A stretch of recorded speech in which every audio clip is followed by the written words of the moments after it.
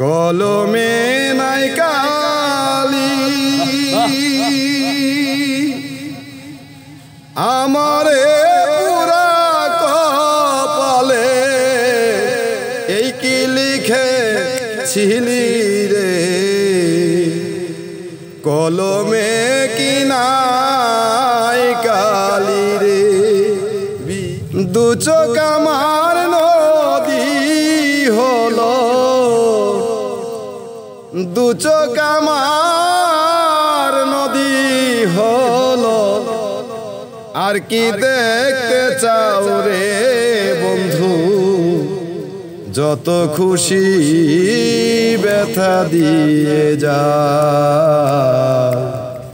যাক, মুজিব পরদেশির গান আসলে অনেক দিন ধরে শুনি না। হ্যাঁ, আপনার কাছে শুনে মানে একদম মুজিব পরদেশির মনে হয় যে সামনে বসে আমার গান গাইলো আর কি। ভালো গান করে, আমরা অনেক আগে থেকেই রওশন ভাইয়ের গান শুনি। তো উনি খুব একদম সিম্পল সাধারণ একজন ব্যক্তি, উনি যেই ডাক দেয় সেখানে উনি উপস্থিত হয়। দেখার পরে ওই রওশন ভাইয়ের গানটা শুনে ভিতরে একটা আবেগ এসে গেল। সেই আবেগের কারণে এখানে সেই গানটা কান ফেলায় শুনলাম।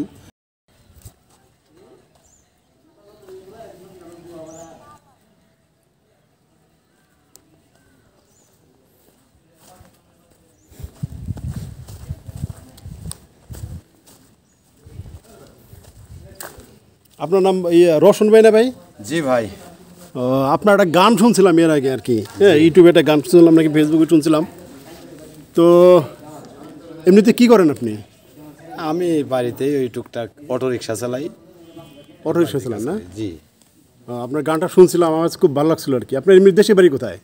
আমার বাড়িটা এখান থেকে মোটামুটি 2 মাইল দূরে, গ্রাম পয়লা। গ্রাম পয়লা, এটা কিসের ভিতরে পড়ছে? তেওতার মধ্যে। তেওতা না? তেওতা ইউনিয়ন। কোন এর ভিতরে পড়ছে এটা? কোন থানার ভিতরে? কোন? শিবালয় থানা। শিবালয় থানা, মানিকগঞ্জ জেলা আর কি না? মানিকগঞ্জ জেলা, জি। আচ্ছা, তাহলে আমরা একই জেলায়। তো আপনার ওই গান শুনছিলাম আর কি, বুঝছেন? তো আপনার ওই গান কি আগে থেকেই গান নাকি এমনি মনের সুখে, নাকি আসলে কোনো প্রতিষ্ঠান থেকে শিখছেন বা কোনো কিছু? আমি ওই মনের সুখে গাই, তারপরে এমনি অনুষ্ঠানে যাই, মাঝে মধ্যে কিছু কিছু অনুষ্ঠানে যে হয়তো বসি, 2টা গাই, এই আর কি। কে কোথায় থেকে কীভাবে ইউটিউবে নিছে ওটা তো আমি জানি না দাদা।